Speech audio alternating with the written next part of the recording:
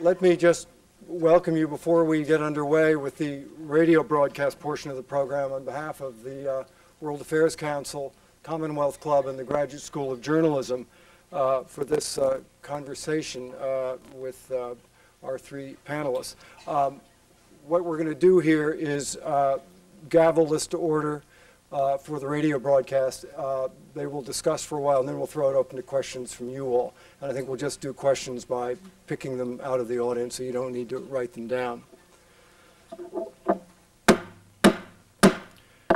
Good evening. My name is Orville Schell, and I'm the Dean of the Graduate School of Journalism here at the University of California, Berkeley.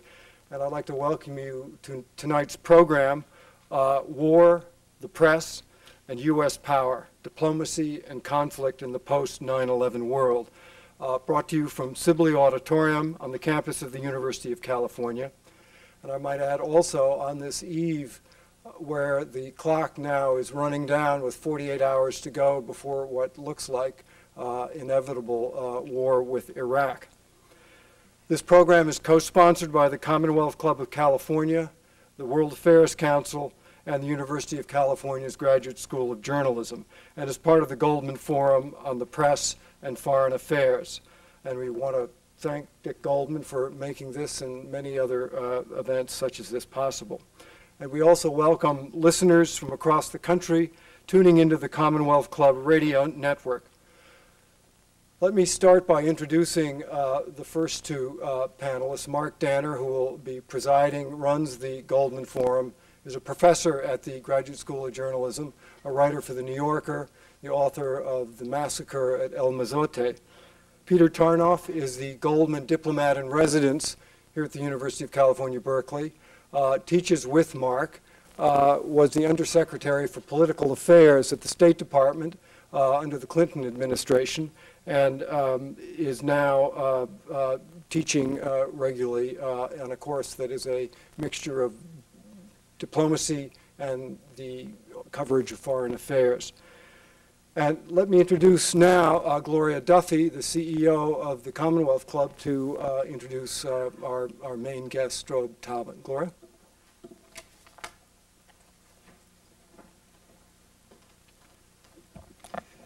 Thank you very much, Dean Schell. The Commonwealth Club is extremely pleased to be here on the Berkeley campus co-sponsoring tonight's event with you. Strobe Talbott is one of those rare individuals who has crossed seemingly effortlessly among scholarship, journalism, and policymaking. To do this, a person must be extremely smart, highly skilled, extraordinarily productive, and very focused. Strobe Talbott epitomizes all these qualities. Just to give you a sense of the range of his talents, I first encountered Strobe when I was a graduate student. It was his expert translation and editing of Nikita Khrushchev's memoirs, Khrushchev Remembers, that we all studied.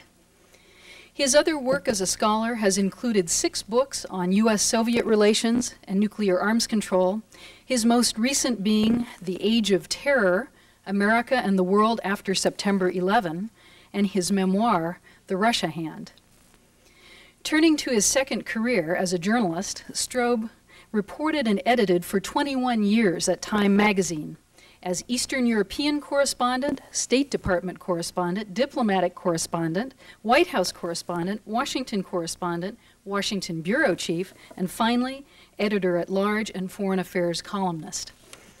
He brought all this wisdom and experience to bear in government service, first for a year in 1993 as special advisor to the Secretary of State for the new independent states of the former Soviet Union, and then for 7 years as Deputy Secretary of State.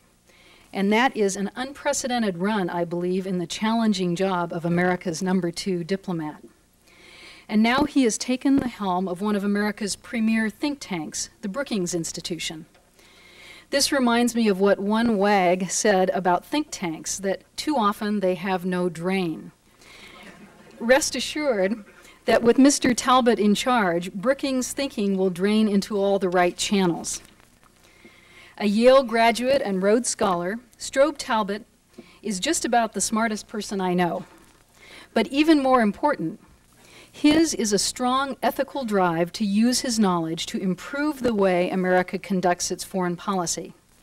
Student and master of history, persuasive thinker and writer, shaper of policy, we are truly fortunate to have Strobe Talbott with us on this momentous evening to help us understand the situation in the Persian Gulf and worldwide. Please join me in welcoming Strobe Talbott.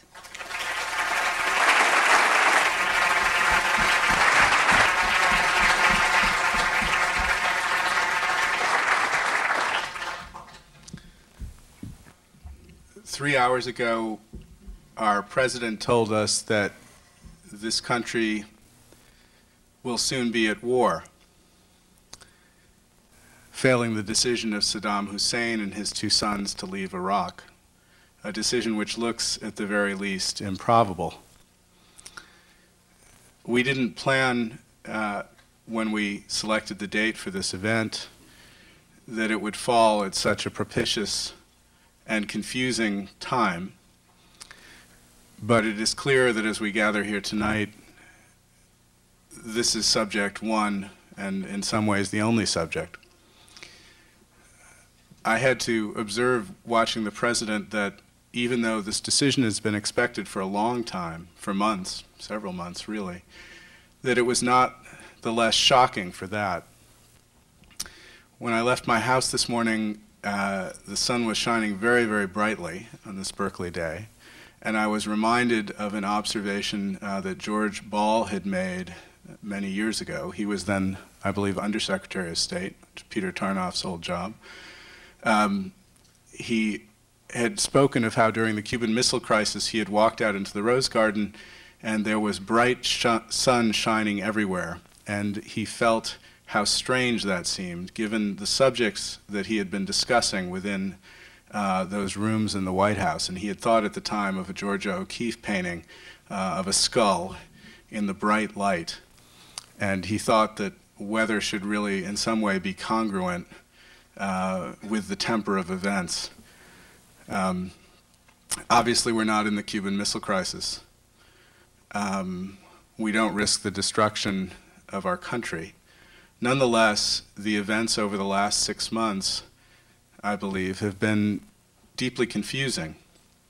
It would have been hard to predict 6 months ago, not necessarily that we were about to go to war, but that, or we would be about to go to war, but that we would be doing so with few allies. And after a decision by the President not to approach the Security Council for a second resolution because of a clear perception that that second resolution would have been vetoed by not one, but perhaps several members of the Security Council. The United States is undertaking this war to some degree against the wishes of its closest allies and of several of the most powerful countries in the world. When we look at this war, it has implications far beyond Iraq. And indeed, when we talk about the Iraq crisis, it seems to me the referent of those words has changed. It used to mean, what would we do about Saddam Hussein? It's come to mean something much broader, and that is, how will the U.S. redefine itself in the world? What will its role be in the world? How will it use its power? When will it go to war? How will it use the international system? Will it act with it or against it?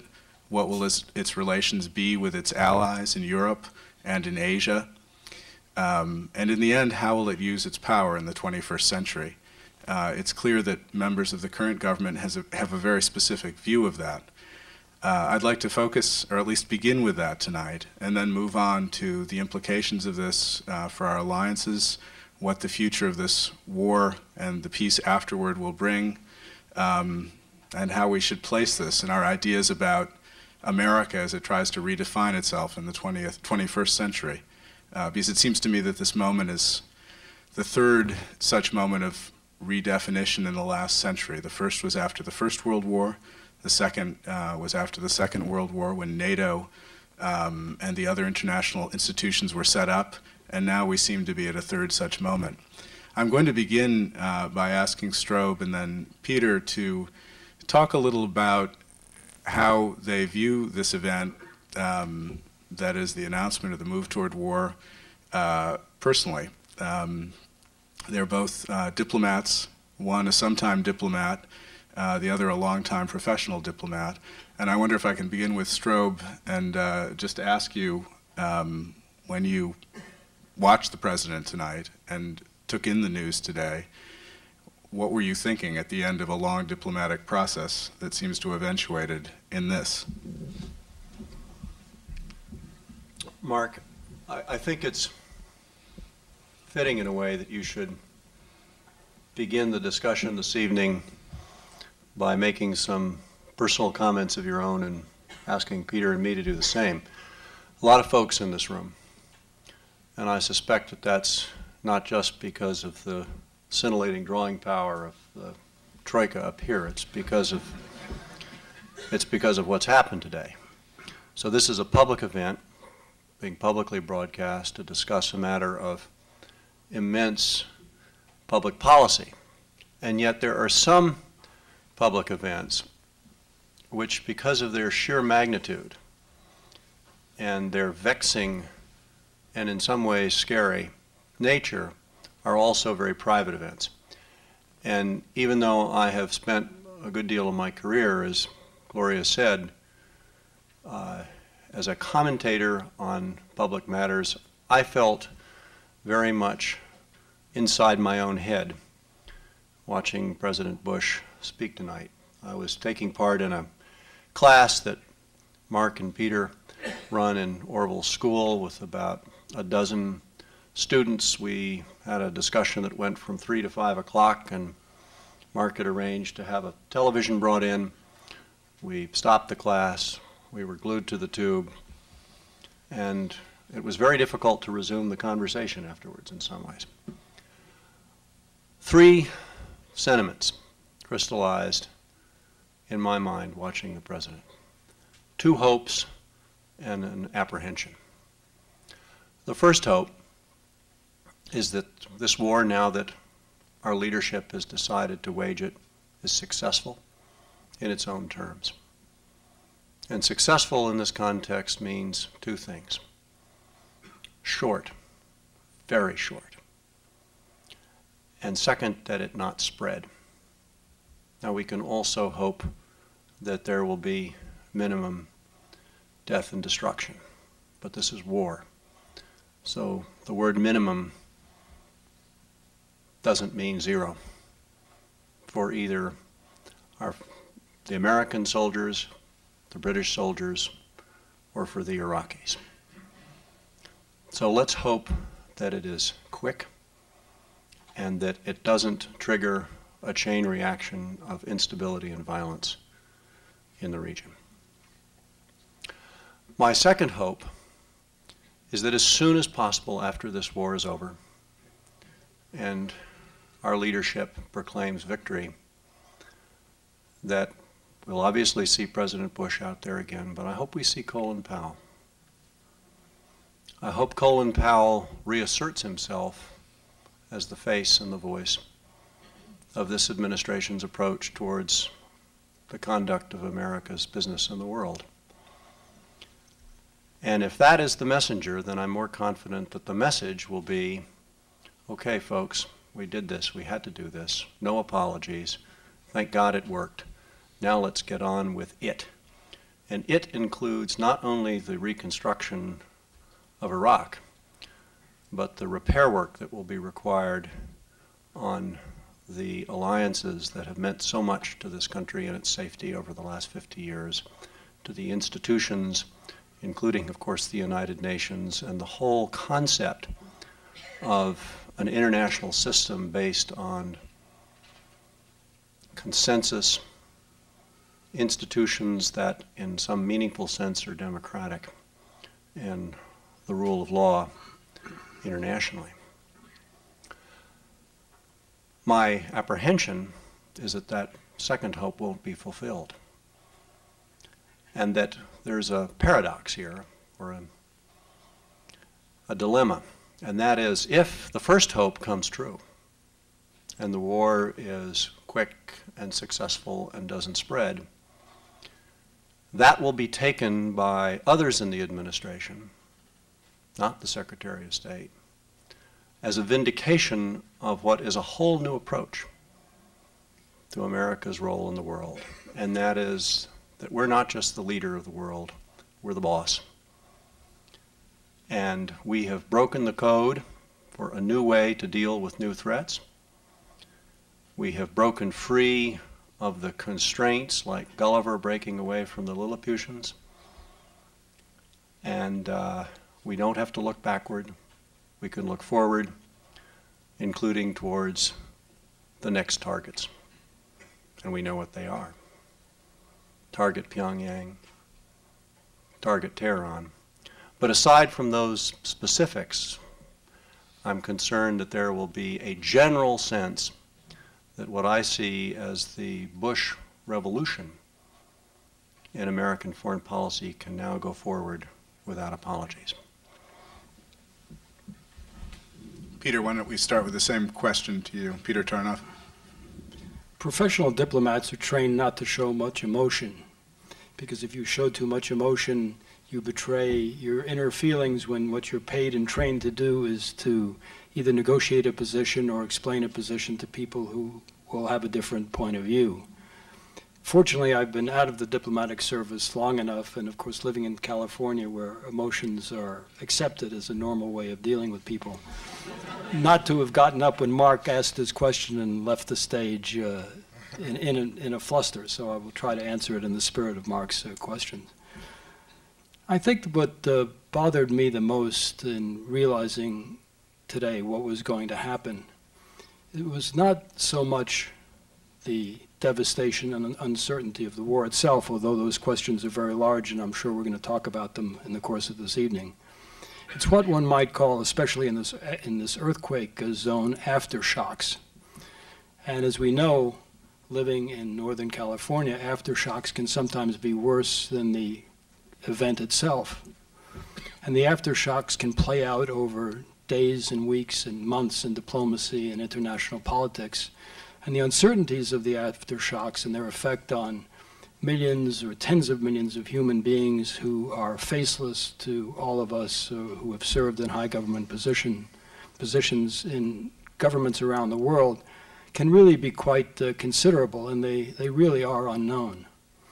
It's one thing to say that we had to revise substantially the way we, the United States, looked at the world, not only at the end of the Cold War 11 or 12 years ago, but after the events of 9/11. I think that was indicated. The immediate post-Cold War period had ended to a certain degree, and the challenge to the United States was really unprecedented. But the question that I've had for some months, but which came into sharper relief in listening to the events and watching the President tonight, was it's one thing to say that the threat is different, the world is different from what we all diplomatists of the 1960s and 1970s grew up with and our predecessors constructed. It's one thing to say that the threat is different. It's another thing to say that we need totally new institutions and remedies to deal with that threat.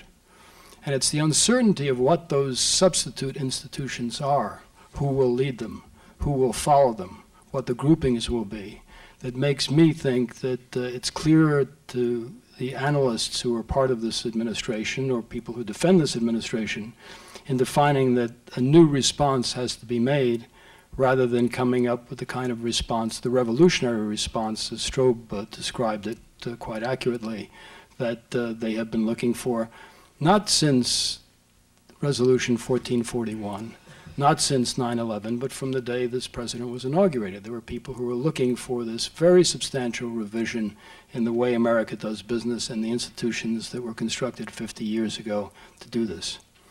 Finally, let me say that one of the immediate aftershocks, or even pre-aftershocks, because we've seen it over the course of the past weeks, is that around the world, people and nations who have really been committed to the ideal and the practicality of alliance with the United States are beginning to have very serious doubts about whether we are reliable in their terms anymore, whether we are collaborative in their terms anymore, whether we really care about their views and will ultimately act in their interest.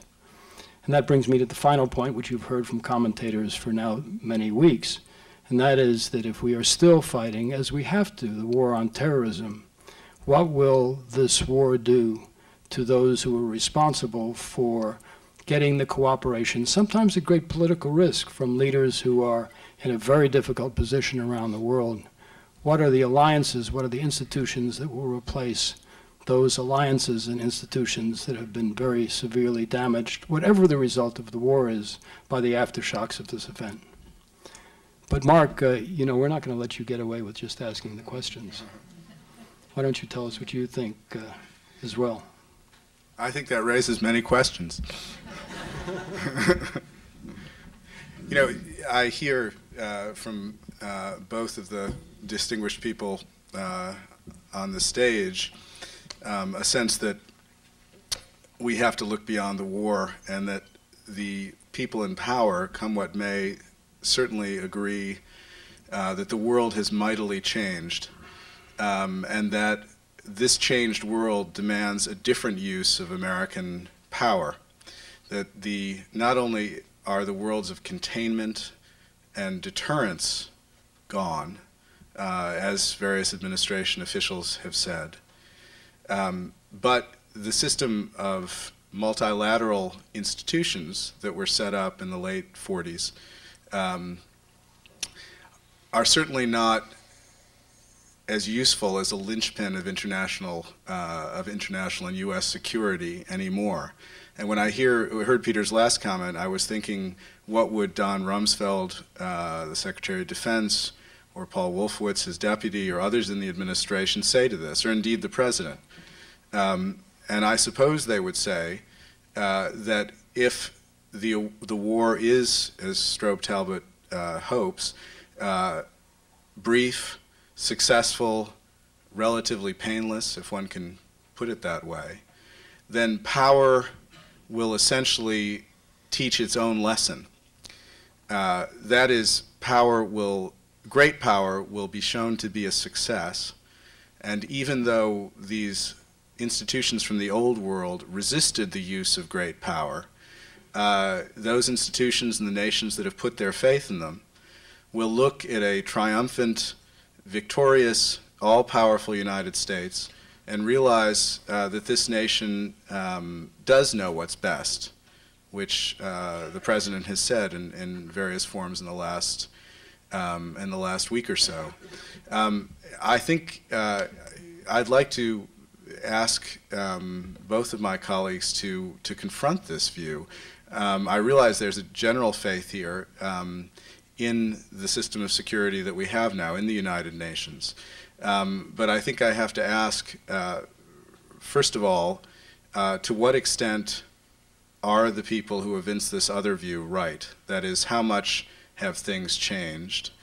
And secondly, will indeed a demonstration of overwhelming power of right against evil, for that is indeed the way this has been characterized from the beginning, of the United States striking out against evil, and doing so because it has no choice. That is, there are threats there, the international community has not dealt with them.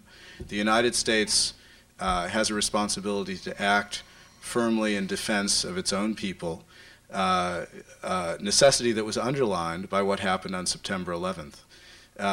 So I want to ask, and actually before I pose the question, I want to say to all of you, this is not a one-way conversation tonight. There will be questions later, and I'm asked by our hosts here to ask you to write them down, and they will be brought up to the dais. They'll be collected. But let me pose those questions. To what extent is this world new, and will the belief that seems to lie in this administration that an overwhelming exercise of American power and American force, which indeed, Strobe, you said you hoped this war would be, will this correct the damage that's been done in itself? That is, will it be a gateway into this new world? Is that plausible? No, I don't think it's plausible. Good. Let's get that out of the way. I think that I'd like to make two comments. First, in response to what both you and Peter have said. Both of you used the word institutions, as indeed did I. I think, while this is a very divided administration in some ways, one has to look quite carefully at the record to pick out the divisions. There are certainly, as you say, especially in the civilian leadership of the Pentagon and perhaps in some offices in the White House, there are those who have the view that not only have traditional alliances, treaties, and institutions failed, but the very concept of basing U.S. national security and foreign policy on alliances and institutions and treaties is passé. But those people won, didn't they? Well, you mean today? Yes. It ain't over yet. But just to finish the point, there were a number of, let me back up. This resentment, which has been very much in the news in recent weeks against American unilateralism, that's the jargon that's often used, did not come about in a vacuum. It goes back in many ways to earlier administrations. Peter and I had to occasionally cope with colleagues, not just ones who spoke with heavy French accents, who were upset about Uncle Sam being a little too big for his britches and throwing his weight around. But it was episodic, and it was manageable. And it was manageable in part because the administrations before this one, notably including the one headed by George Herbert Walker Bush, wanted to manage those apprehensions. They wanted to basically persuade the rest of the world that while we were big, we weren't too big to work with others and to work as part of institutions and to respect treaties. When this administration came in, it defiantly, assertively, some would say aggressively, looked for excuses to trash treaties, unsign agreements, pull the plug on arrangements. Kyoto, the Climate Change Protocol, the International Criminal Court, the Anti-Ballistic Missile Treaty, the Comprehensive Test Ban Treaty, the Landmines Convention, and so forth and so on. And what struck a number of moderate Republicans, among others, who also had sharp criticisms with, say, the Kyoto Treaty, the Kyoto Protocol, was not just that the administration didn't want those particular treaties to pass into law, it didn't want to substitute anything for them. In other words, it was get rid of that whole species of encumbering international arrangement. And I think what we are going to see play out in the broader context of the current crisis and war are two things. One, an argument within the American government over whether the view that you characterized should prevail, and the other is a very, very deep backlash against the United States, whether this war is quick and relatively easy or long and messy. I think, this is just a personal view, that we do need these international institutions, and if the war is quick and easy, we're going to need one real soon when it comes to setting up what will have to be some kind of trusteeship for Iraq a long time into the future. And if we cannot get the United Nations and the key European institutions and the regional, what had been our regional allies, to join us in running Iraq, we're going to be doing that alone. And I think that will very much prove the point that it's a mistake to cut loose from these institutions and America's dependence on them. I think one of the questions that I had, Strobe, when you made your initial presentation was to try to imagine what Colin Powell will say if he goes out there, as you said you hoped he would. Because we all assume, and I certainly agree with the view, that in this cast of high officials, he's somebody, unlike some of his colleagues, really wanted to settle this diplomatically. I'm convinced there were certain people from the outset, from the inception of this administration, who wanted a war of some sorts to prove a point and to apply the doctrine. So let's agree, which I think we can, that Colin Powell is a person who has tried to settle it diplomatically, even if he has saluted the policy and will execute it faithfully. What does he say at this point to the people in NATO and the Security Council the future of American involvement in these institutions are? Because he will have not been defeated personally, but the vision that he had represented in terms of making more than a good faith effort, a collaborative effort to bring these institutions along, will have failed. And even in what the President said tonight, there was a very clear accusatory tone, not only against France, which is the whipping boy for the Bush administration at this point, but for the United Nations Security Council itself, which means pretty much the rest of the world. So I wonder if one could, in the best of all possible circumstances, imagine what kind of brief a Colin Powell could conceivably take to the world to reassure people who believe not only that there is this radical unilateralist agenda that's out there, but that these very institutions that were built 55 years ago and which have served, most of us believe, quite well, were not allowed to evolve to a point to meet the new challenges which we all admit confront us, very different from 55 years ago, but are really being bypassed. And look at what the people in the Pentagon are saying about NATO and the deployment of US troops in Germany and the importance of Central Europe as opposed to Western Europe. I know that it's just chatter and buzz and atmospherics, but don't kid yourself if you think it's just idle. There is a definite move there to reconfigure NATO in a way that diminishes the role of those allies that have taken opposite views from the United States in this war. And I don't know how far it will get, but there's certainly a movement in that direction which one can anticipate will be very, very dramatic, maybe not in the next weeks, but certainly in the months to come. But, you know, even beyond Peter's question about what Colin Powell's brief would be, is it not, I mean, the vision that you set out a second ago, which is that the United States declares that a war on Iraq is in its own security interests, finds that the UN Security Council, in effect, indeed does disagree with it, finds that 4 of the half-dozen most powerful countries in the world disagree with US policy, decides to bypass the Security Council and launch a war against Iraq, and then, in your vision, goes back to the UN and says, please clean this up. Is this really, I mean, from where I sit, that could be conceived, it seems to me, not necessarily as a victory for the vision that you set out at the beginning, but for those in the administration who want these institutions to be subservient to American power. That is, they flout them and then use them afterwards. So in what way, I mean, Peter asked a question about what Colin Powell would say.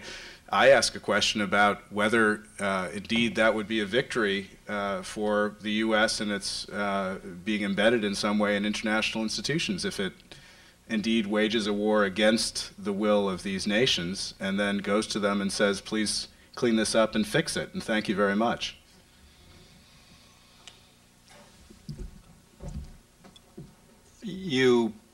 I know we're supposed to have a vigorous argument up here in order to keep things interesting.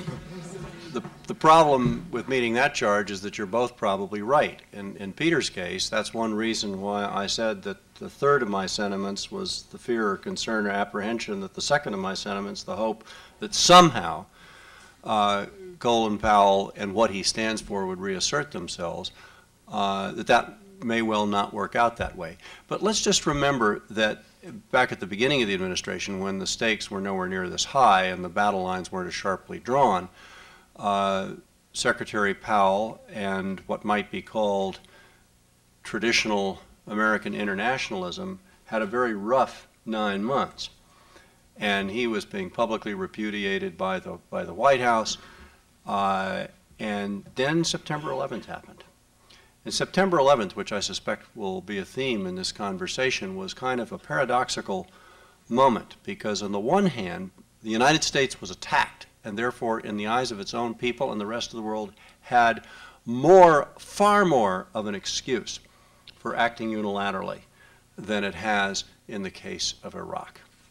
And yet, the first person really to be heard from on September 11th in the United States government was Secretary Powell, who was in Lima, as I recall, and coming back to the U.S., and he said, now is the time for the world to draw together. This is an attack on all of us. We're going to do this as a coalition. We're going to do this working through institutions. Because of what he did, the North Atlantic Treaty Organization passed for the first time, or triggered, the terms of its own charter that recognized an attack on one as an attack on all. In other words, initially, September 11th sort of yanked the Bush administration back to a very multilateral approach. Secretary Powell has had his ups and downs since then, but he also was able to get President Bush to go to the United Nations in September of last year and get the most effective, unanimous resolution against Iraq ever.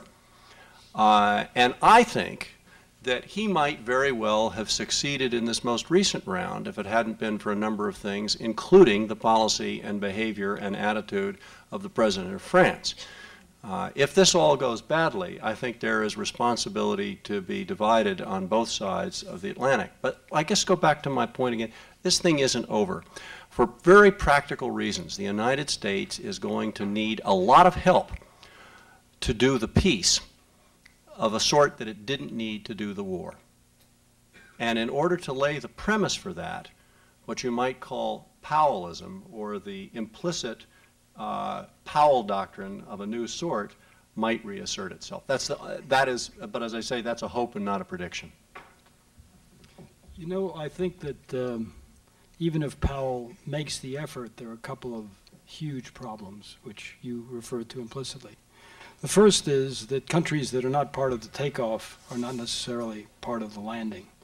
And there may be some which have a commercial interest because they're talking about tens of billions of dollars in reconstruction money coming from who is not certain yet.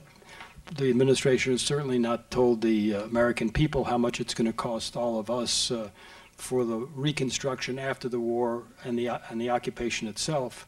So there may be countries with a commercial interest in having contracts for the reconstruction of Iraq, but not probably very many. The other thing we should look at in our great democracy is trying to have the broader body politic, and yes, the Democratic Party, more involved in this process to help, not Secretary Powell personally, but the spirit and the philosophy that he represents. And it is quite remarkable, it's quite distressing to me as a longtime registered Democrat, to find that when you talk about people who have been the most outspoken on this issue, not only in the last month or two, but over the past 6 or 8 months, they're often Republicans. Brent Scowcroft, Senator Hagel, Senator Lugar, and several others. And they have taken on the burden of taking this case, not in a determined oppositional way, but in a questioning way to the American people, in a way that has not happened more broadly in our body politic, certainly not from the Democratic Party. So opposition today is characterized as the people in the streets. My wife who's here today and I have a 17-year-old son who's been in the streets a lot over the past month or so, and I think the tens of thousands of people who are showing their views are very important to our process. But it is quite remarkable that that Powell is as lonely a figure as he has been up to this point, and there has not been enough of a realization in the country at large, including the political parties, and to a certain degree the press, that this is a moment of truth for the United States. When we talk about, we risk, as many do in discussing this war, talking about it as if it's already over. It's become a trope in the administration in particular, talking about the afterwar. And I think I've noticed several of the questions, among the huge pile of questions that have been passed up to me, have to do with effects of the war and especially terrorism in the United States. Strobe mentioned 9/11. It's clear that the era we're in began whether or not some of the opinions of the officials in this administration were held before 9/11. The era that we're in now certainly began with 9/11, and the felt need to assert American power and to protect the United States, and the belief on the part of many of these officials, expressed again by the President tonight very forcefully, that one has to act first, act preemptively. I'd like to talk for a minute about the effects of this war and what the effects might be if indeed, I mean, I'd remind everyone here that the threat level today was raised once again to orange, that the President devoted a fair amount of his speech tonight to the threat of terrorism. And I think we should turn our attention a bit to the effects within this war and whether an attack on the United States, a terrorist attack here, what effect it will have for this policy. That is, will it will it tend to push American foreign policy in a still more aggressive direction? Will it push the unilateralist agenda to become more exaggerated?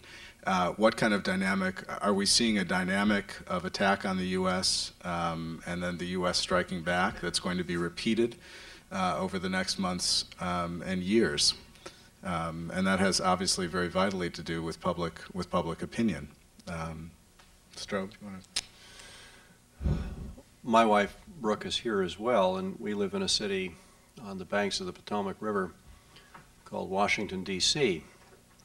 And we have our own sort of permanently orange zone because of where we are, which is kind of the mother of all targets for terrorists. Brooke and I have been on the road for a couple of days, but I think Mathea heard this first, and I checked it with my office today. The Washington Post, our local newspaper, printed a 10-page supplement on Sunday called Emergency Preparedness Guide, Creating a Comfort Zone. And it's, if you're laughing, it's black humor, particularly for those of us who live there. I mean, it's got everything from what to do with the cellophane and the duct tape down to kind of a consumer guide to different brands of gas mask. My own speculative answer to your speculative question, Mark, is that if there is either a single major terrorist attack or a cluster of them that are chronologically associated with this war, regardless of whether we ever find out what the connection is between Saddam in his bunker, 900 feet below the surface and the attackers, the assumption will be that there is a connection, and that this proves that the war was right, and that the support among many, many Americans, and I suspect most Americans, for this new, of course the administration wouldn't describe it as an aggressive foreign policy, but much more assertive and preemptive foreign policy will go up. So we are in a double helix of vicious cycles here, because whatever the connection between Saddam and Al-Qaeda, I think we all have to live with the likelihood that the Al-Qaeda types will want to remind us that they're still there, that they're still capable. There will be in the days to come a lot of resentment against the United States for having decided to go against Iraq unilaterally, and the terrorists will want to provoke those divisions. Remember that their motto, whatever their ideology, secular or otherwise, their motto is worse is better from their standpoint. So they will be looking for ways to make this worse. It strikes me that you're describing almost a closed system in which you have attacks on one hand on the United States and assertive unilateralist response on the part of the United States and back and forth, and that there is very little break on the system at this point, very little, a small amount of political break in any event. We haven't talked about the Democratic Party. Peter Tarnoff talked a little about the people in the street, but one of the most striking things to me as we sit here bemoaning the damage done to international institutions is the lack of political voices raised in their defense. And that insofar as there's been a debate, it's been on the level of the streets, in the op-ed pages to some degree. There have been various debates off to the side, but the greatest debating institution in the world, the Senate, has seen very little of that, as Robert Byrd pointed out. And the interesting thing, it seems to me, is there seems to be an enormous vacuum on the political level. There is no break on this policy. The Democratic Party seems absolutely reluctant to play an opposition role when it perceives, or at least in my understanding, when it perceives the nation to be under threat. It seems to have defined this as a political losing case. And there are a lot of very prominent heads buried in the sand. Of course, that's just my view. I don't know if Peter Tarnoff, as a diplomat, wants to dirty his hands. Registered Democrat. That's a confessed registered Democrat, which represents progress. I don't think he's ever confessed that publicly before. Certainly not when I was a paid professional diplomat. I couldn't do it. But I think there are a couple. We're not paying you here. You're not paying me. That's for sure. But I came anyway, and you were nice to come as well. I think getting back to the aftershocks, there are a couple of other things that we have to brace ourselves for, and I really don't know whether the Democratic Party or the American people will care enough about them.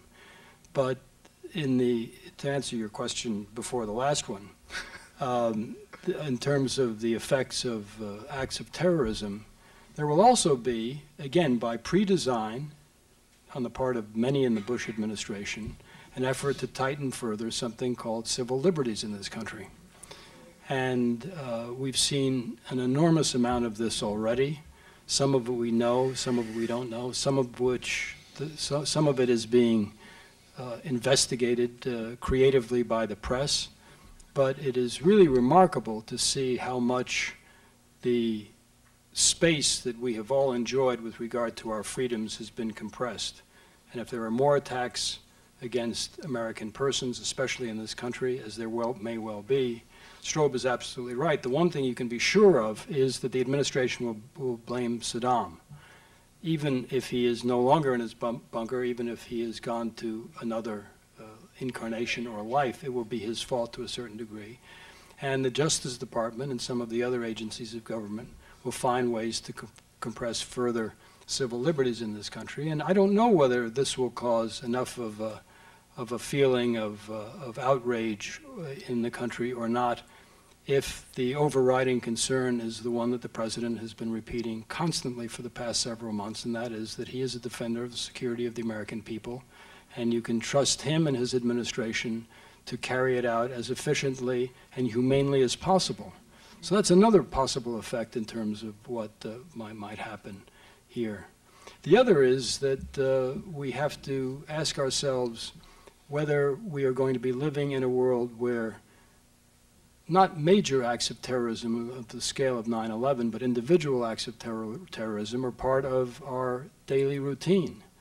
The individual terrorists, something that the director of the FBI and the director of Central Intelligence have talked quite openly about. They have said in public testimony in Washington that there is going to be more of this, not of the major event, although there may be some of that as well, but you're going to have to maybe start looking at the people who are in the line in Starbucks with you when you go for your coffee in the morning, for example, and whether the odds are very good that it happens or not, this will happen as well. So the aftershocks of this event that we are anticipating here are not only external, as we've been talking about for most of the evening.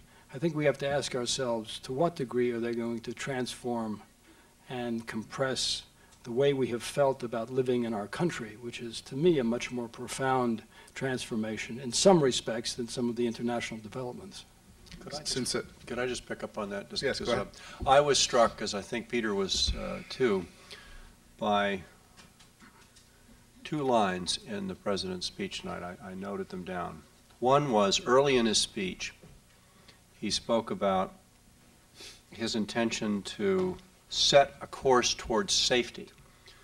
That was the way he described what we are doing, safety. And later he spoke of the United States, by giving this 48-hour deadline unauthorized by the United Nations, as exercising the United States' sovereign authority to defend itself. In other words, this policy being carried out against a country half a world away, a country that doesn't have anything like the traditional military capability of attacking the United States, but does have the capability to attack lots of other countries in the region that are exceedingly nervous about what the United States is doing, like Turkey, our very close ally, is being cast in terms of your, I'm going to point to every single person in the room, your personal safety. National security, a phrase that we policy wonks in the room have used all of our lives, has now been redefined in terms of the personal safety and the sense of personal vulnerability of individual Americans. And guess what? It's working.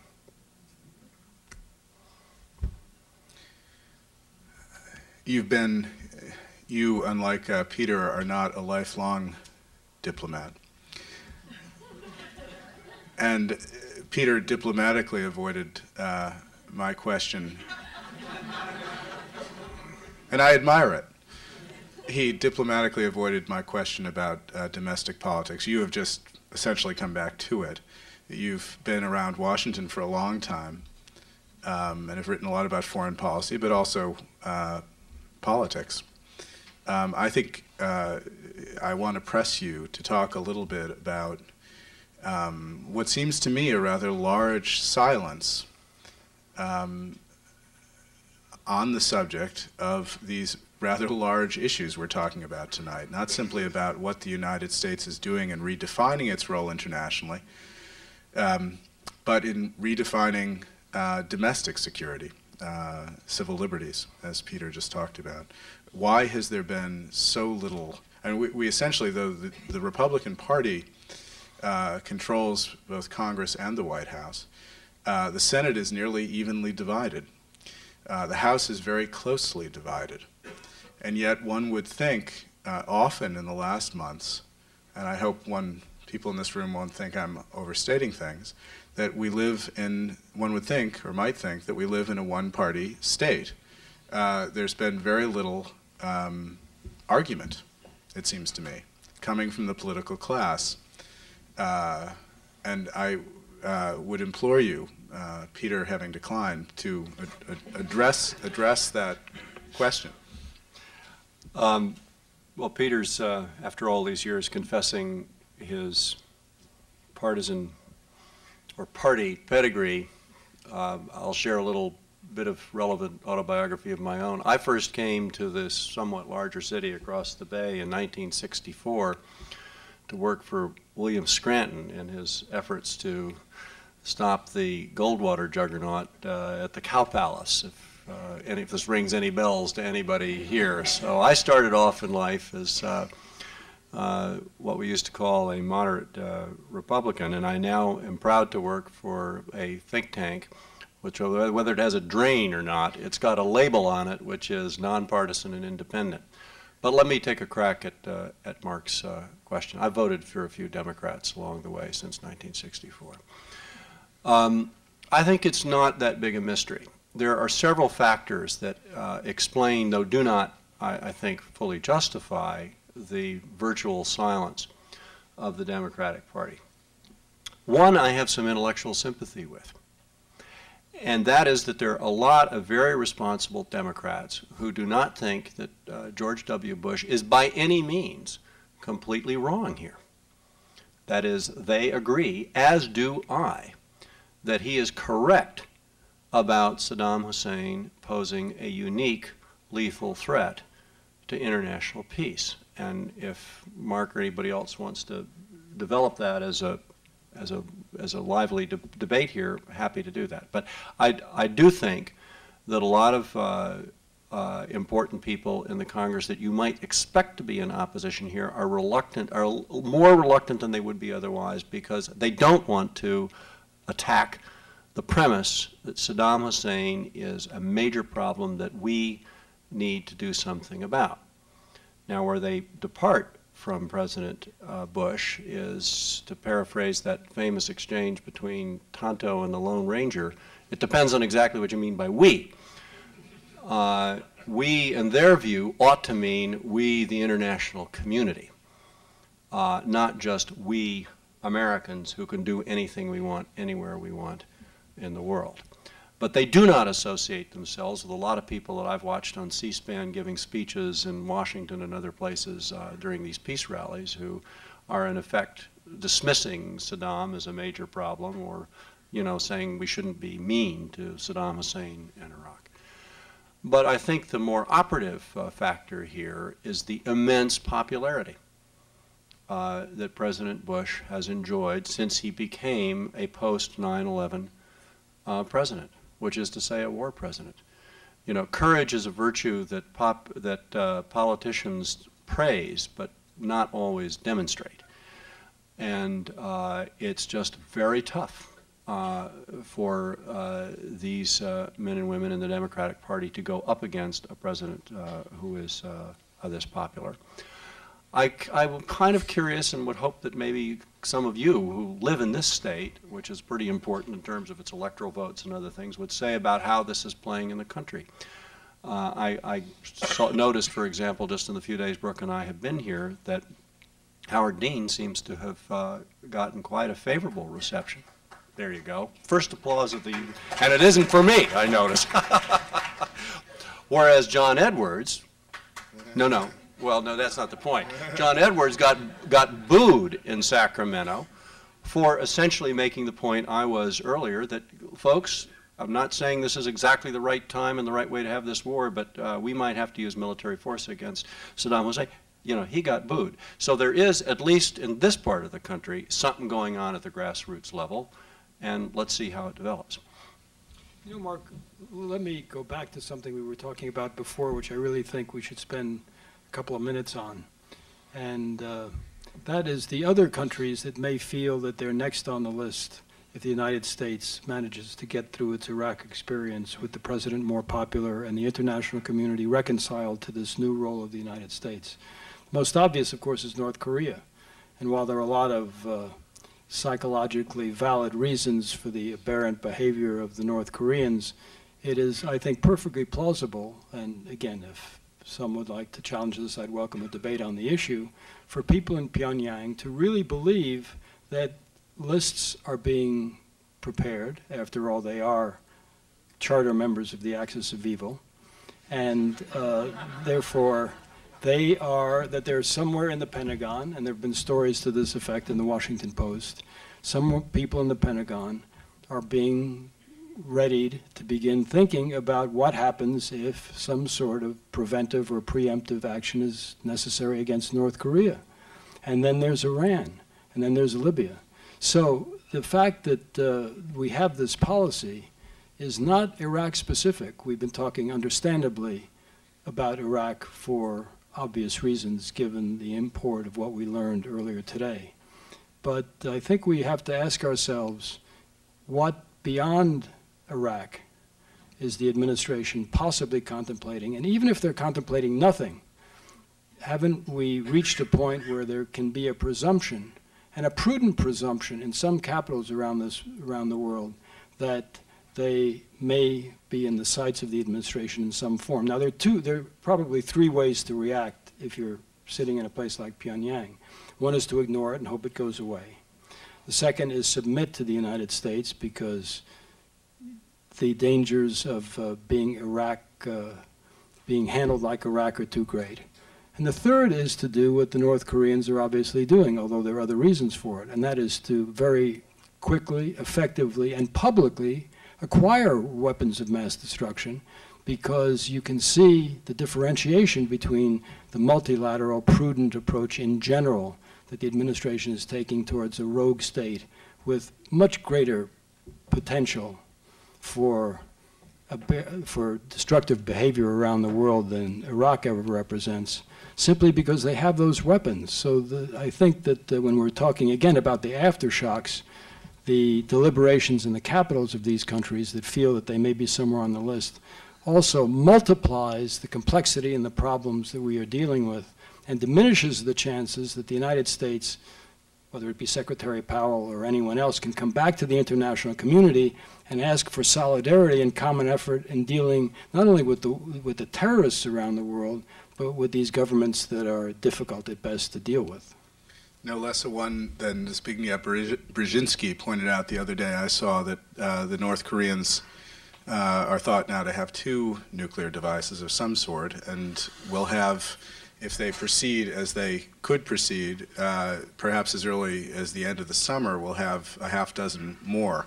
This is what he said. It seems to me you bring up a couple of questions, really. The first one has to do with members of what you call the charter members of the axis of evil, in North Korea in particular, which we certainly should discuss tonight. Not only, it seems to me, in the context of are they next, but is the current crisis and the obsession of the administration with it, their obvious decision to focus on Iraq, going to lead to a much more difficult problem on the Korean Peninsula because of it. The second question, it seems to me, is the broader plan for the Middle East itself, which I'm sure all of you have read, involves, after the invasion of Iraq, the notion that democratic forces will be much bolstered in neighboring Iran, that Syria will be isolated, that Hezbollah will be undercut, that the radical forces on the West Bank and Gaza will be also isolated, paving the way perhaps for regime change elsewhere and for a peace agreement, an Israeli-Palestinian peace agreement that will be much more to the Israelis' liking. It seems to me that's the second question. What are the prospects for that, and how vigorous will the prosecution of that agenda be after this war? And finally, again, I'm going to speak, because no one else will up here, alas, for the administration, in saying that they seem to feel that all of these problems will be made better, not worse, by the strong use of American force and the demonstration of American will. And this will indeed make some of these problems recede rather than grow. That is, they have obviously they've stated quite clearly a belief that the use of American power will awe and intimidate, and will make some of these problems less difficult rather than more. So there's the question, Strobe. Please answer it. Sort of. You've obviously raised a number of points, Mark. They're kind of a constellation around the central one, which is the administration's argument articulated in the National Security Strategy of last September that there will be a sort of very robust version of the Wilsonian dream come true as a result of this war, and that democracy will break out all over in the region. You've touched on a couple of obstacles to that and difficulties with that logic. One that you didn't mention is that there are going to have to be large numbers of American forces deployed in Iraq, basically as an occupying power for a long time to come, almost no matter what the international aegis. We're about to own Iraq, and that means lots and lots of U.S. troops who are likely to have a provocative effect on nationalism in the area. Second, it is very hard for me to see how in Iraq or any of the other countries in that immediate area, democracy is going to spring full-blown into being, given the absence of democratic cultures the necessary political institutions, civil society, and so forth. In fact, I think one of the reasons for all the trouble in the region and one of the spawning factors of the terrorists, and remember where most of them came from, Egypt and Saudi Arabia, is precisely lousy governance and the absence of those institutions, and it's going to take a very long time to put them into place. The third point is that insofar as these societies do open up a little bit and begin to have electoral bodies of some kind, in other words, this dream of democracy begins in some incremental way to come true, we're not necessarily going to like who the people democratically elect, to wit, what is now happening in Turkey and what provides the backdrop against the Turkish refusal to have our troops. Finally, with regard to the Arab-Israeli conflict and the Middle East peace process, I have seen nothing that suggests that the administration is going to truly re-engage diplomatically in a way that will put some distance between its policies with regard to that conflict and Ariel Sharon's. I think that what President Bush set the other day was essentially a favor to his buddy Tony Blair, who very much needed a reiteration of the importance of the Middle Eastern roadmap. It remains to be seen whether this will be enough to save Tony Blair. If the war goes very, very quickly and well, I think Blair may be able to weather this storm. If it doesn't, we may be getting to know Prime Minister Gordon Brown very soon. So we may accomplish regime change in London. We have applause for that. Some Gordon Brown partisans in the crowd. Strobe, would you like to say a word about North Korea, and then I'll turn to some of this absolute mountain of audience questions. Well, you remember the book, The Perfect Storm? I mean, this is sort of the perfect diplomatic screw-up. And I think Peter really captured the essence of it. When the Bush administration came in, there was diplomacy underway between South Korea and North Korea called the Sunshine Policy, which the Bush administration repudiated, much to the humiliation and anger of our South Korean allies. There was a diplomatic dialogue underway between the United States and North Korea, which had succeeded in freezing North Korea's nuclear weapons program going back to 1994, which the Bush administration repudiated. And in addition to the distaste for international agreements and treaties, there was a kind of new order of distrust of diplomacy per se. I think in part because diplomacy involves compromise, and this was an administration that even before September 11th was not into compromise on international matters. And then on top of those two things, that is shutting down or dissing the Sunshine Policy and shutting down the U.S.-North Korean dialogue, the administration says, furthermore, we have a new doctrine, which is that we reserve the right to strike preemptively against any country that is about to get nuclear weapons. Fourth, they said, moreover, we're going to apply that doctrine to this country called Iraq because they don't yet have nuclear weapons. And you got this guy, Kim Jong-il, sitting in Pyongyang, and he may be kind of a weird guy, but he's not stupid. And he watches all this, and he said, I get it. I know what I have to do. I'm going to have 6 nuclear weapons by summertime. I wouldn't be at all surprised if North Korea were to declare itself a nuclear weapon state sometime within the time frame of this war, just to slightly diminish the chances that they're next. Well, on that happy note, I think I'll turn to the audience. I must say I've counted them. I have 3,412 questions here, which seems to me rather, I don't know, suspicious, given that there are fewer people than that. But I'm going to begin and ask you both to comment briefly on some of these. Could Kofi Annan be the last Secretary General of the United Nations?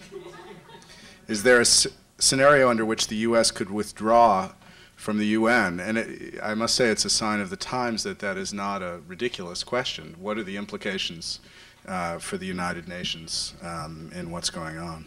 And Peter? I guess I think it's inconceivable that Kofi will be the last Secretary General of the United Nations unless he lives forever, which would not be a bad thing for the United Nations of the world, because he's an admirable person in many respects. I'm sure he'll be pleased to hear I you think so. the danger is that the United States disengages from the United Nations in ways that demonstrate practically that this administration, maybe its successors, I hope not, but at least this administration really does not care about the political side of the United Nations, which of course is what the Security Council is all about. Now let's remember that the United Nations also has a raft of wonderful humanitarian agencies that are part of the body of the United Nations, which will continue, I believe, to enjoy at least some U.S. support. But it's, to me, inconceivable that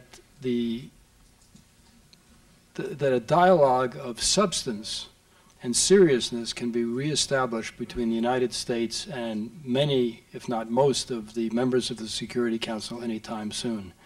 Not only has the United States acted more or less in defiance of the United Nations, what the President said, again, tonight, for those of you who have seen what he said or will read his remarks tomorrow, really indicates that his administration believes that it is because of the failure, and he used that word tonight and previously, the failure of the United Nations Security Council to deal with Iraq, that the United States has no choice but to intervene. Those are extremely strong words, politically and institutionally. So, irrespective of how the war goes, well or badly, I think that the disengagement by this administration from anything of a serious political nature of the United Nations is almost a given of international politics for some time to come. I have a question here about something that preoccupies all of us, which is the struggle for George W. Bush's brain. We've talked a lot about unilateralism and how this policy and its attitude toward international institutions and so on evolved within the administration. It seems to me one should point out that many people in these last months, it seems now, somewhat misjudged the president. That is, considered him to be a pragmatist, someone who in the end would take a pragmatic view much like his father did. And I have a question here. We seem to be seeing the active policy of the New American Century group. That is Bill Kristol, the editor of the Weekly Standard and the former chief of staff of Dan Quayle, among others. Vice President Cheney, Rumsfeld et al. Is this what's happening within the administration? So we have a question here about ideology, and I think in the end where the president is. Do you want to talk about that a little, Strobe? Well, I don't want to quibble too much, Mark. You're choosing your words very carefully, but I'm sure that the president is convinced in his own mind that what he is doing is pragmatic. I mean, and that's an important point. Mm-hmm. And you can be sure that Bill Kristol believes it is both principled and pragmatic to minimize, perhaps to the vanishing point, the attention that the United States gives to the UN Security Council. So I think that there are some reasonably triumphant and happy folks in Washington, D.C. tonight, and you've named a couple of them, who are pleased that not only are we about to do in what is, in fact, an evil and dangerous regime, but at the same time, in sort of one fell swoop, we are also going to take care of another not very useful edifice, which is the United Nations. Doesn't this, to some degree, bring us back to and just one other point. Yes. Looking at the polls, including in the last couple of weeks, mm-hmm. there are indications that American public opinion has moved in this direction. So, you know, we might take a poll here in this extraordinarily sophisticated group. I don't think we would probably be totally in alignment with where the American body politic is on this. I was going to say that we seem, it's in some sense to have come full circle here with a dilemma about this war, which is about to begin. That is, everybody hopes for the least number of casualties conceivable. Everybody hopes for a short war. Everybody hopes that the pain and destruction will be the least possible. On the other hand, it seems to me you've stated once again a paradox here, which is that such a short war, such a decisive war, will be also a decisive victory for the view of the world and the view of the United States in the world, that the war is essentially being used as the spear point of. I don't know how to resolve this, but I feel it as I look at the TV and realize I'm going to be sitting there watching gun sight video in a few days, and it perplexes me. I don't know quite how to think about this, because it seems to me an overwhelming victory is going to push the revolution that this questioner is asking about far, far forward. I invite either of you to comment on that. Well, maybe just one quick thought. One way to look at the tension that will be in play over the next couple of weeks, and by the way, in parentheses, let's all consider there is still a remote chance that in the next 48 hours some very brave Iraqi colonel or brigadier general is going to do with one bullet what we're fixing to do on our own. I mean, I'm sure that the dynamics within the Iraqi leadership must be a tad complicated tonight. But assuming that doesn't happen, we have invited him to. I think Orville Schell has invited him to the journalism school to take up. So that is complicating things. This particular Saddam Hussein. Oh, I thought this Iraqi colonel who's going to do the deed. I'd come to that.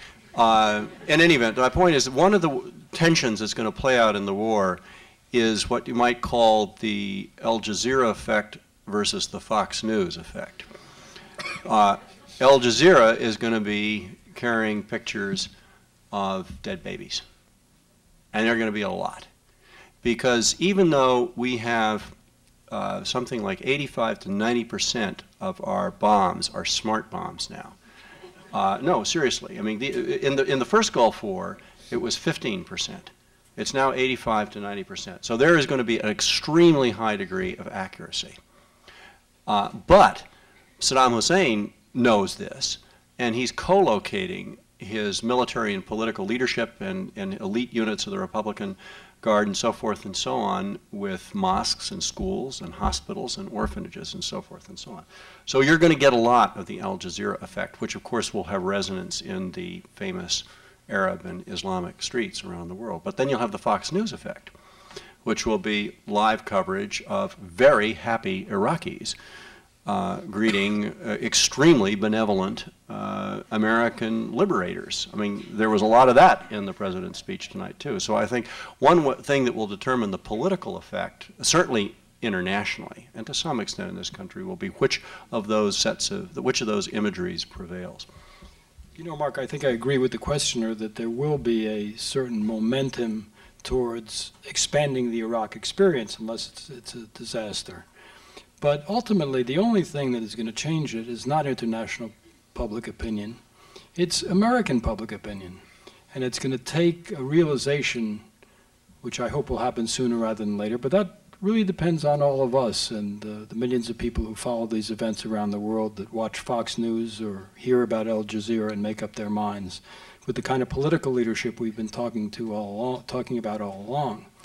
Unfortunately, those of us who were in government service during the Vietnam War realized that it took a lot of American casualties and a lot of bad pictures over time for the American people to realize then what they should have realized, and what those of us who were in government responsible for the policy, and I was one of those, by the way, so I'm not absolving myself, should have realized was a hopeless and misguided enterprise, not to call it by stronger terms. So unless that happens, and given the political void that we have in this country, the void that we have in this country, I think that we have to hope not, which puts us in a difficult position, because if what I'm saying is true, a bad war with a lot of casualties, American and Iraqis, has a greater chance of generating a counter sentiment in this country than a good war. And it would be interpreted, a good war would also be interpreted, as I indicated earlier, and this was part of Mark's question, as a license to go out and maybe not go against North Korea for the reasons that Strobe gave, but go against Iran or Syria or Libya, countries that do not yet have a nuclear potential. So it's a tremendous moral dilemma when you ask yourself what outcome you'd really like to see happen if any of us could control what the outcome is. We're talking about the role of public opinion and how the war will be covered. And I particularly like the Al Jazeera effect versus the Fox effect, and publicly declare now that I will soon steal that. But I would point out that at least 2/3 of your speakers here tonight are sometime journalists, and we, and 1/3 has had to deal with them at various times, much to his displeasure now and again. So I want to put this question, what has been the role of the press in the formation and the triumph of U.S. unilateralist policy? Strobe? Well, it hasn't triumphed yet. I mean, I understand the question, but it's had a good run. I think the American press can be faulted over the last 15 or 20 years for having abandoned much of the field of international news coverage for reasons that I suspect have something to do with the end of the Cold War. But if you look at the number of column inches, and Orville, I'm sure that you have colleagues who have studied this, and you'll either nod or shake your head disapprovingly, but my sense is that in terms of column news inches in newspapers, minutes devoted on the evening news, the coverage of that big world out there has gone way down precisely during a period when the world has become more complex, and because of globalization, we have much more of a stake in it. I find that mysterious and deeply regrettable. And it's one reason why when something like September 11th happens, an awful lot of Americans need to get a very quick crash course in like where Afghanistan is and things like that. Also, I have to make the comment, and then obviously, not that I need to do the truth and advertising label on it, that I think President Bush has had quite an easy ride with the press from day one. And I say that from the vantage point of somebody who worked for Bill Clinton for 8 years, who did not have an easy ride for reasons, some of which were obviously self-inflicted. But I'm not sure easy ride is the way I would put this. All right, that's... There's the triumph of Dannerism. We've got. In any event, I think that part of the reason for that is a kind of credit to this administration. This administration is extraordinarily disciplined and extraordinarily skillful in the way they use the presidency, its bully pulpit.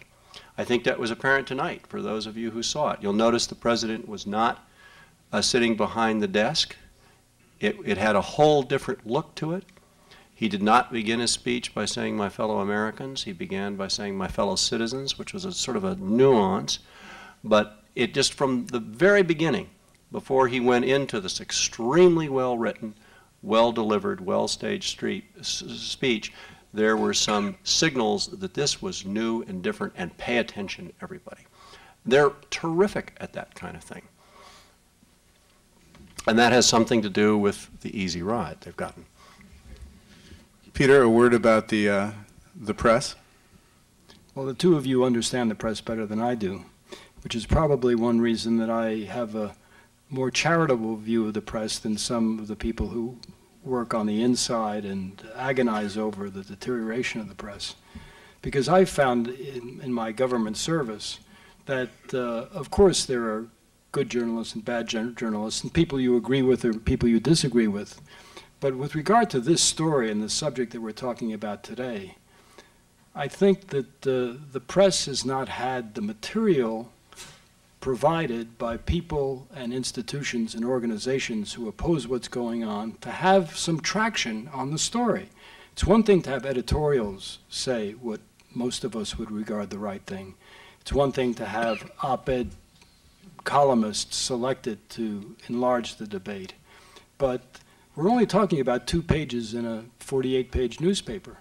Unless something else is being given to the press by way of some of the things we've been talking about earlier, democratic opposition and articulation of alternate policies and priorities and different visions in the United States, I don't fault the press for writing stories based on nothing. And therefore, of course, we all know the press organs that we prefer, and we know some of the biases involved. But let me tell you that if there had been, starting last summer, a more vigorous, effective political opposition to what the administration was contemplating then, even with the detour through the United Nations and the good words, and I believe good intentions of Secretary Powell, if there had been a drumbeat, this would have happened. Let's turn the situation on its head. Let's say that a Democratic administration had been in power and looking for ways to be cooperative and multilateral on Iraq. If the Republicans had been in the opposition, they would have had, if not equal time, greater time in the press than the Democratic administration, because they have found a way to organize themselves politically and rhetorically in ways that the liberal side of the House no longer has. So while I have my strong preferences in terms of what I read, I really think that the failure is not one of the press, which will take the story if it's big enough and important enough and run it and comment on it. It's the people who have to make the news to begin with, and these people have been absent on the other side of this issue.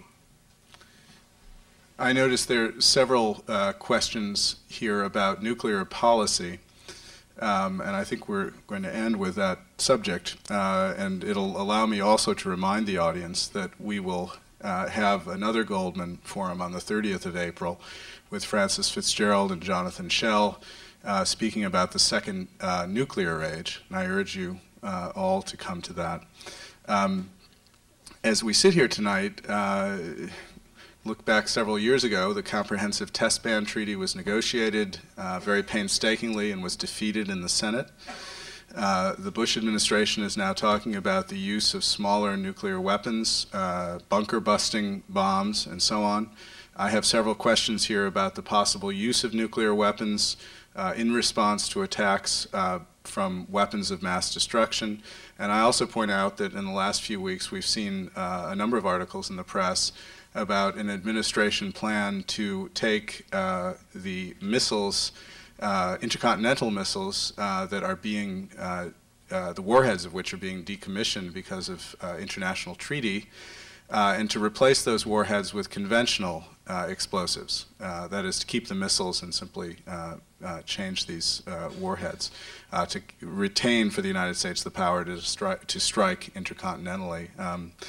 Strobe Talbott has written a number of extraordinary books on the nuclear problem, including Deadly Gambits and The Master of the Game.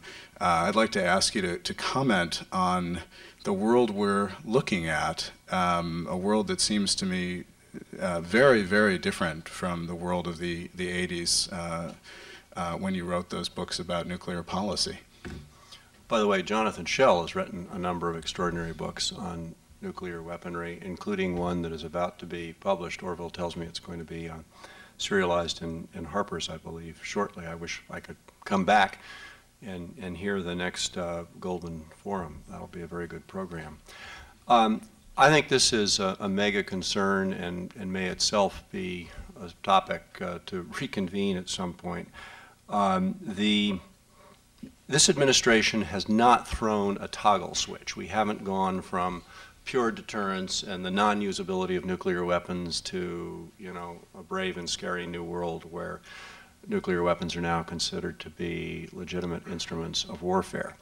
But on the spectrum or the continuum of doctrine and policy, there is no question that this administration has moved away from existential deterrence toward the usability of nuclear weapons, partly because the United States now feels itself to be threatened by a new kind of weapon of mass destruction, or multiple kinds of weapons of mass destruction in the hands of people who might not be deterrable and therefore may have to be preempted, and might even have to be preempted or punished with nuclear weapons. That's the logic for it, but it's a dangerous trend. And you put that into the context of the breakdown of the global nonproliferation regime, and I think that we have a whole new situation on our hands. Back in about 1961, 62, John F. Kennedy predicted that within 10 years there would be as many as 30 nuclear weapon states. That prediction happily did not come true, largely because there was a comprehensive test ban, or first a threshold test ban, a comprehensive test ban was negotiated, the Non-Proliferation Treaty. An awful lot of countries gave up. They decided to forego their nuclear option. Countries as diverse as Argentina and Brazil and South Africa and Taiwan and the Republic of Korea, as well as countries that were constitutionally barred from having them, like Japan or Germany, which had decided to give them up. The most dangerous thing about what's happening in the Korean Peninsula, in addition to the danger of war on the Korean Peninsula, is that North Korea is about to become a proclaimed nuclear weapon state. I believe that it is only a matter of time, if that in fact happens, before somebody in South Korea is going to say, wait a minute, do we really want to share the Korean Peninsula with a nuclear weapon state and not have a nuclear weapon of our own? They will reopen that option. And if that happens, even at the level of discussion, the Japanese are going to say, wait a minute, do we want to be the only self-abnegating power in this region in this regard? And then it is, I think, Jenny bar the door. And I would hope that in addition to the current emphasis on the use of American unilateral power as a way of preempting states from going nuclear, we could get back to the business of diplomacy, of strengthening what is an unraveling regime on a global basis. Is it possible to have those two things coexist? I think, well, Strobe knows this subject much better than I do, but I think this involves choices on the part of the administration. It's difficult to say that if you already have nuclear weapons, we're going to try to accommodate you, but if you are building nuclear weapons, we're going to take you out just before you get to that point. And I think it's that ambivalence that we see in part of what the administration is doing with Iraq on the one hand and North Korea on the other. Ladies and gentlemen, I have a mournful pile of questions in front of me, and I'm in the position of having to thank you most sincerely for writing these down and apologizing to you for not being able to consider more of them. I want to thank you all for coming tonight and invite Orville Schell back here to the podium for the formalities of closure. Well, please join me in thanking Peter Tarnoff, Mark Danner, and Strobe Talbott for some very interesting thoughts.